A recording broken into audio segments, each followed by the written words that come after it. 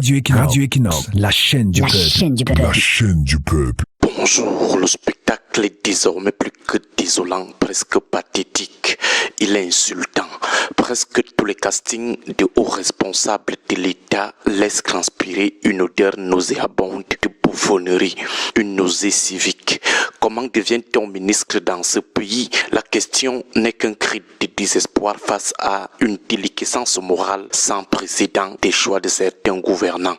En observant le profil de ceux qui trônent à la tête de nos institutions, on se demande où est passée la compétence, ne serait-ce que la compétence morale. Où est passée la dignité? Où est passé le sens de l'honneur, de l'orgueil ou de la fierté personnelle? On se demande sur quelle base ces individus sont souvent choisis pour incarner l'autorité de l'État. Il semble désormais que les logiques politiques, rivales et même ésotériques priment outrageusement sur la compétence et l'éthique.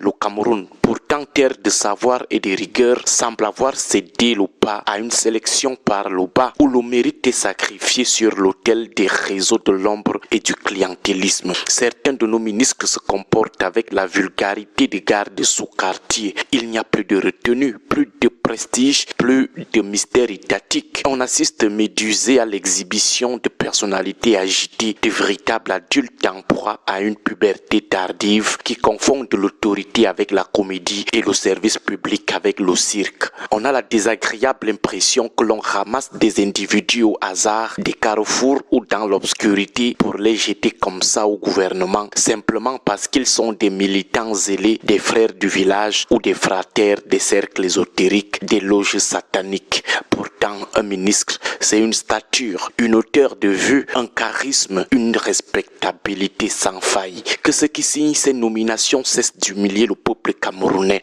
Ce défilé de marionnettes, des pièces théâtrales de Louis de Funès donne l'image d'une république en manque d'intellectuels et d'hommes d'honneur, alors que le pays regorge de talents et d'hommes de caractère capables de porter l'État avec honneur. Il ne faut pas laisser croire au monde entier que ces ministres sans personnalité qui suivent la République par leur comportement sont ce que nous avons de mieux à offrir. Même au sein du parti au pouvoir, le RDPC, il existe des esprits brillants que l'on semble vouloir ignorer au profit de la médiocrité ambiante. Pourquoi s'obstiner à ne mettre en lumière que des figures sans relief, incapables d'incarner la noblesse de leurs fonctions? Le RDPC lui-même recèle des talents bien supérieurs à cette cohorte de courtisans. Un ministère n'est pas un manège de foire et encore moins un refuge pour la bouffonnerie. Récompenser des bouffons pour leur piquerie est une insulte à toutes ces ressources humaines dont regorge même le parti au pouvoir. Comment peut-on, à l'heure de la mondialisation galopante, confier les leviers de l'économie ou de l'administration de l'État du Cameroun à des esprits aussi archaïques, aux réflexions proprement moyenâgeuses? Il est inadmissible de continuer à nommer à la tête d'entreprises d'État ou de départements ministériels des individus aux réflexions et aux actions totalement déphasées face aux enjeux de la modernité. Ces hauts commis de l'État, malgré leurs vestes de luxe, leurs grosses voitures et leurs châteaux, conservent un esprit de campagnard au sens le plus péjoratif du terme. Ils ne réalisent pas que le Cameroun n'est ni un village, ni une chefferie traditionnelle, mais une république. Ils se comportent comme n'importe quel kidam, craignant avec eux un atavisme villageois qui nous tire vers le bas. Certes, nous savons que beaucoup parmi ceux qui dirigent ont depuis longtemps vendu la honte aux chiens et sacrifié leur honneur, mais de grâce, il est encore possible de sauver ce qui peut l'être. Que ces hauts responsables apprennent enfin à se respecter, à se prendre au sérieux. Est-il vraiment nécessaire de ramper, de se mettre à quatre pattes ou de jouer les clowns pour résister politiquement? Vous pourriez obtenir ces privilèges sans pousser le ridicule jusqu'au ridicule. Le Cameroun est un pays d'hommes d'honneur qui mérite une élite à son image. Cessez de donner l'impression au reste du monde que notre nation est dépourvue de génie au point de ne s'en remettre qu'à des ministres qui refusent de comprendre qu'on ne gère pas une administration moderne avec des réflexes d'un villageois ou les manières d'un saltimbanque. La République République exige de la hauteur. Il est temps de la lui rendre.